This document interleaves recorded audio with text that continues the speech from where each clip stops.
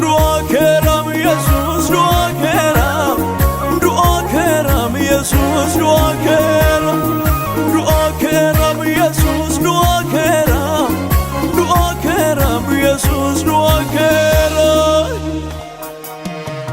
Baga jala bultii ayyaana du'aa ka'uu gooftaa keenya Yesuus Kiristoosiin isin gahee waldaan Biraana Kiristoosii Adaamaa baga jala bultii ayyaana Faasikaa yookaan immoo du'aa ka'uu gooftaa keenya Yesuus Kiristoosiin isin gahee isiniin jedha. Ayyaanuma kana sababeeffachuudhaan kiristaanota naannawa keenya jiran deemnee dubbisuudhaan baga jala bultii geessan ittiin jechuudhaan akkasumas isaaniifis carraa namoota baga ittiin geessan ittiin jechuu dhiyaannee jechuudha. Akkam jirtu hordoftoota keenya. Baga ayyaana jala bultii du'aa ka'uu gooftaa keenya Yesuus Kiristoos kan bara 2016 isin ga'e jechuun barbaada. Tole akkam jirtu? Nagaa galata Waaqayyo. Maqaa keessan irraan ka'aa. Toleeraa Wandimmuun jedhama. Akka waldaa Biraana Kiristoosii Adaamaatti ayyaana Faasikaa yookaan immoo ayyaana du'aa ka'uu gooftaa keenya Yesuus Kiristoos sababeeffachuudhaan kiristaanota bakka isaan jiran deemnee dubbisnee ergaa baga geessanis ittiin geenye akkasumas immoo isaanis carraa namootaan kiristaanotaan baga geessan jechuun isaanii fuunee deemnee jirra. Egaanis carraa kanatti fayyadamee baga geessan isin jechuun barbaada. Amiin baga walumaan geenye. Egaa ayyaanni Faasikaa kun waggaa waggaadhaan yeroo kana deebi'een dhufa. Kiristaanonni ayyaana Faasikaa akka gaariitti bareechanii kabaju. Namni hundumtuu kabaja garuu kiristaanota biratti ayyaanni Faasikaa egaa baay'ee addadha. Mee isin akka mana keessanitti akka maatii keessanitti qophiin isin ayyaana kanaaf taasisaa jirtan maal fakkaata? Baay'ee bareedaadha. Nutis akkuma namoota kaanii waan baay'eedhaan itti qophaa'aa jirra. Qophii baay'eerra jira. Baay'ee namatti tola. Hoolaan bitame? Hoolaarra re'eedha.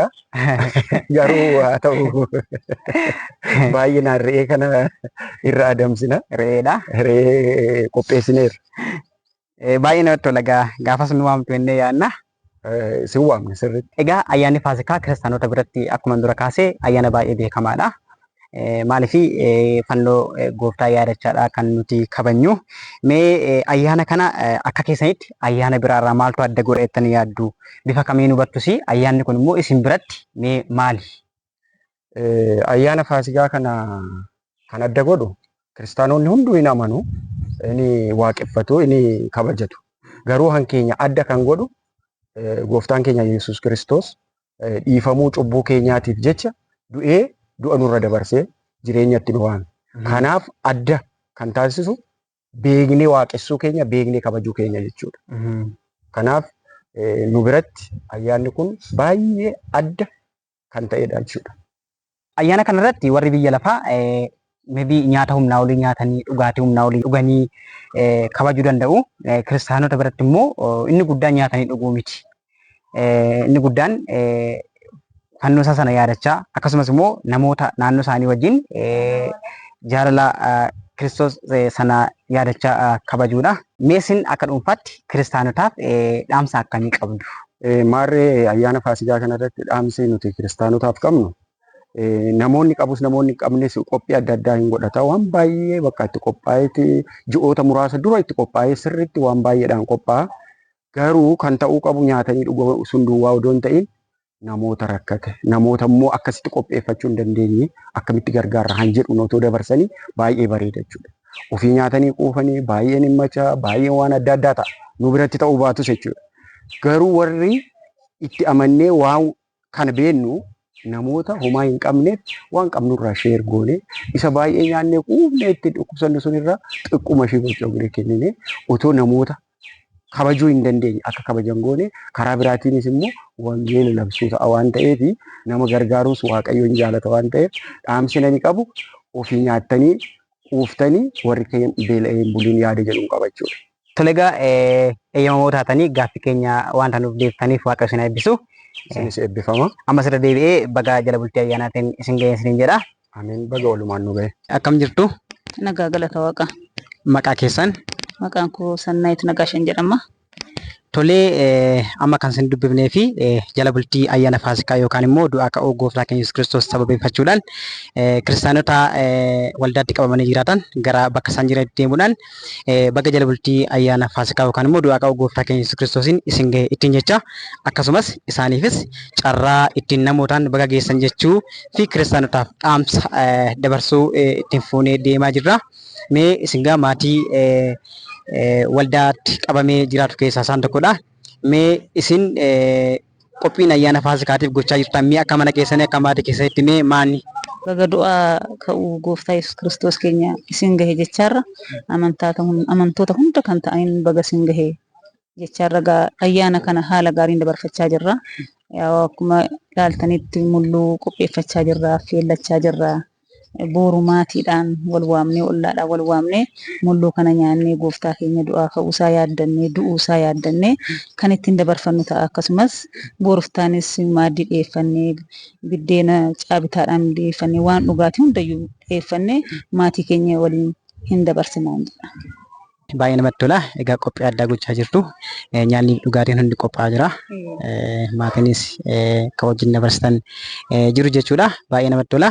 Egaa ayyaanni Faasikaa yookaan immoo du'aa ka'uu gooftaa keenya Yesuus Kiristoos sababeeffatamee kan kabajamu kiristaanota biratti ayyaana baay'ee guddaadha. Sababni isaas sababa ittiin ayyaana kana guddisanii ilaalaniif qabu. Mee isin biratti ayyaanni Faasikaa ayyaanota biroo irraa maaltu adda isa godha? Akkamitti ilaaltu? Ayyaanni kun isiniif maali? Ayyaanni kun ayyaana biraarraa adda kan isa godhu du'aa ka'uu gooftaa Yesuus Kiristoos yaaddachaarra gooftaan keenya unuuf jedhee unu cubbamaa unu namootaaf jedhee cubbuu keenya nurraa fuudhee ofiif du'ee ofiis makaraa sana hunda laalee du'aa ka'uu isaatiif baay'ee kan itti gammannu ta'a. Kanaaf nutis namoonnis akkuma gooftaa Yesuus Kiristoos keenya unuu jedhee miidhame kana argaarra namni namarratti miidhaa odoon gahiin walii yaannee walii gaddinee waan qabnu waliin nyaannee waliin dabarsinee natti tola jedhani karaa kootiin. Akkasumas immoo amantoonnis ergaa kana fudhachuudhaan waliin nyaachuu namni mana tokko kan qabu mana tokkooti dhabamuu danda'a. Kanaaf waliin taanee maaddii jiru odoo waliin hirmaannee ayyaana kana dabarfannee gammachuudhaan odoo dabarfannee dura ni gaddisiisa sirriidha du'uunsaa makaraa yookaan waa hunda arguunsaa nu gaddisiisa. Dhumni isaa garuu immoo kan nu gammachiisu ta'eera. Du'aa ka'uunsaa baay'ee waan nu gammachiisu waan ta'eef ayyaana kana gammachuudhaan kan dabarsinu hundarra kan adda ta'e nutti mul'atu Faasikaa ta'uusaa keessi kun hubata jechaadha. Baay'ee namatti tola. Dhugaan jirus kanuma dhagaa Waaqayyo sana eebbisu. Egaa kiristaanonni addunyaa maraarra jiran namni hundi hubannaa wal qixa qaba jechuu hin dandeenyu. Kan isaanii baay'ee hubatanii kan kabajan yoo ta'u, kan isaanii immoo namumarraa ilaalanii egaa kabajuuf yeroo isaan yaalan arguu dandeenya. Akka waliigalaatti kiristaanonni yeroo ayyaana kana kabajan maal gochuu qabu? Amma kaaftaniittu gaa namoota hin qabneef laachuu jettaniittu jaalala wajjin dabarsuu jettaniittu. Kana biratti ergaan addaas kiristaanotaaf yeroo ayyaana kana kabajan gochuu qabu jettan yoo jiraate. Ayyaana kana yeroo dabarsinu inni duraa'e wal yaaddachuun gaariidha. Akkuma duran siniin jedhee manni hundi gosa tokkicha hin qabu. Tokko kan qabu manni tokko dhabuu danda'a. Kanaaf wal gaafannee wal gargaarree rakkoo keenya odoo walii kafannee gaariidha. Wal gaafannee kan qabu isa hin qabneef hiree inni hin qabne immoo isa qabutti gammadee waaqa keenya galateeffannee du'aa ka'uu gooftaa keenya laallee gammannee dabarsuu qabnaan jedha Faasikaa. Tolee Waaqayyo sana eebbisu. Ayyaana gaarii. Ayyaana gaarii isiniif haa ta'u. Akkam jirtu hordoftoota keenya baga ayyaana jala bultii du'aa ka'uu gooftaa keenya Yesuus Kiristoos kan bara 2016 isin ga'e jechuun barbaada. Ayyaana kana yommuu kabajnu akka waldaa keenyatti jalqaba kan gochuun nutti jiraatu yaada keenya, laphee keenya, keessa keenya qopheessuudhaan jaalala gooftaan nuuf argisiise sana waliif argisiisuudhaan fuula Waaqayyoo fuulduratti kadhataan turraa. Akka waldaa keenyatti gaafa kamisaa galgala fuula Waaqayyoo fuulduratti dhiyaachuu jalqabnetti hanga gaafa jimaataa guyyaa guutuutti yeroo itti sagalee Waaqayyoo waliin barannu, yeroo itti waliin kadhannu, yeroo itti waliif dhiifnu, yeroo itti biyyaaf kadhannu, yeroo itti biyya keenyaaf kadhannu, yeroo itti bara 2017tti Waaqayyo jiballaa akka nu gargaarutti kadhannu, ajandaawwan garaagaraa irratti mata dureewwan garaagaraa irratti yeroo itti kadhannu ta'a.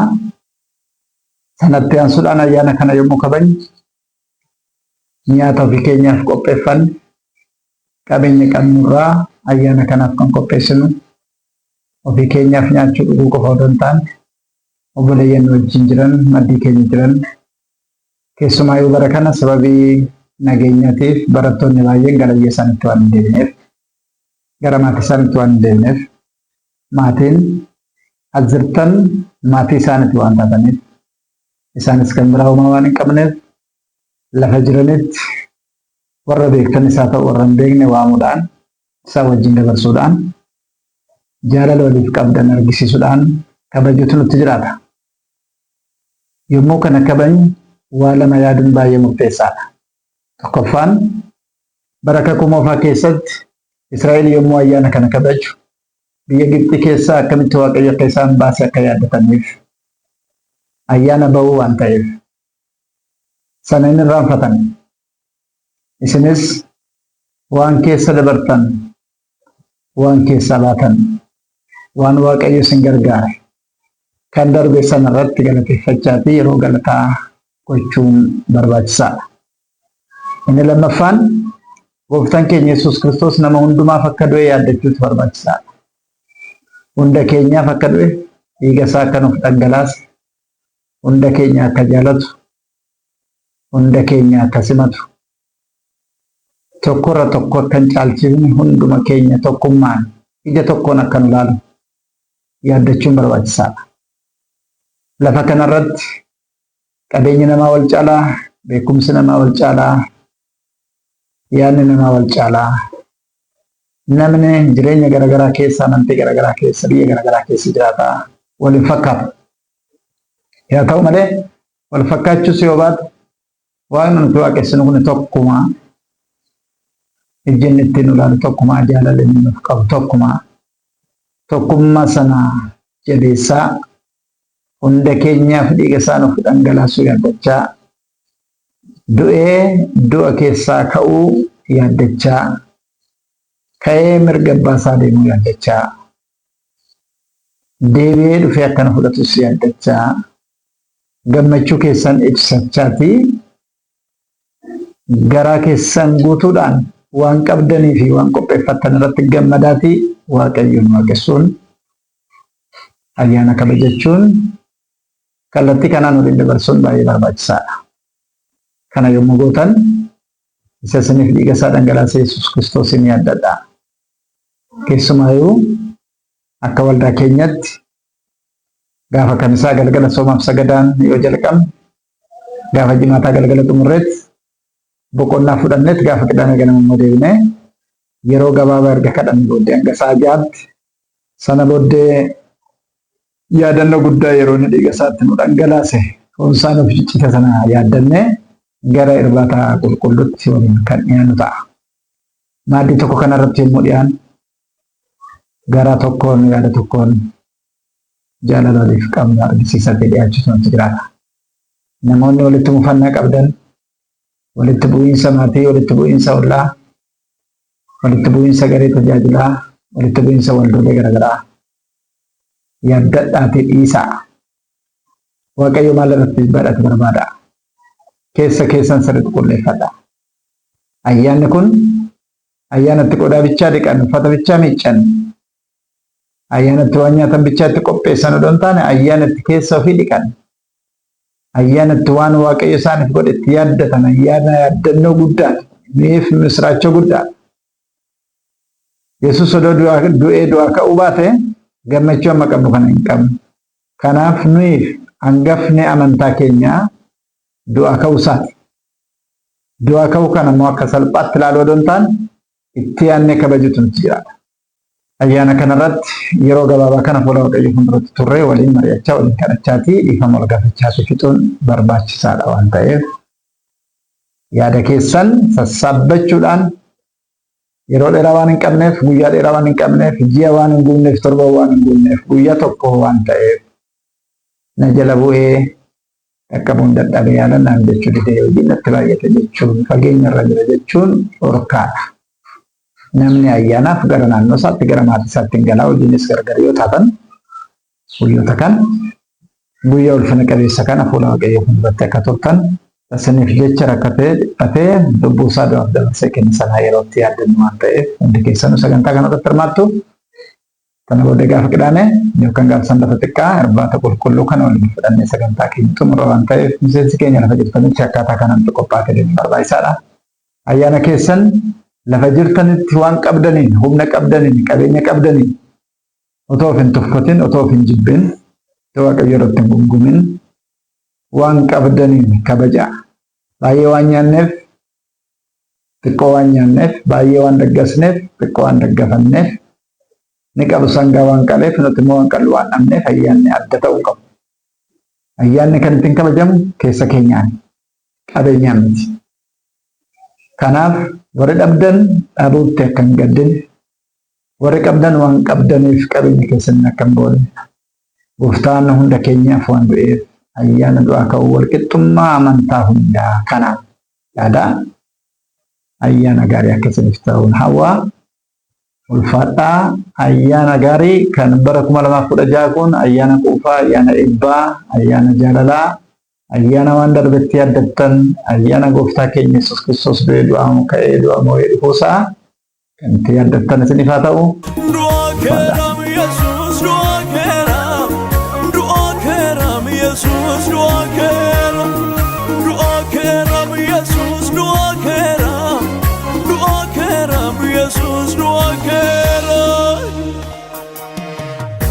Dua kera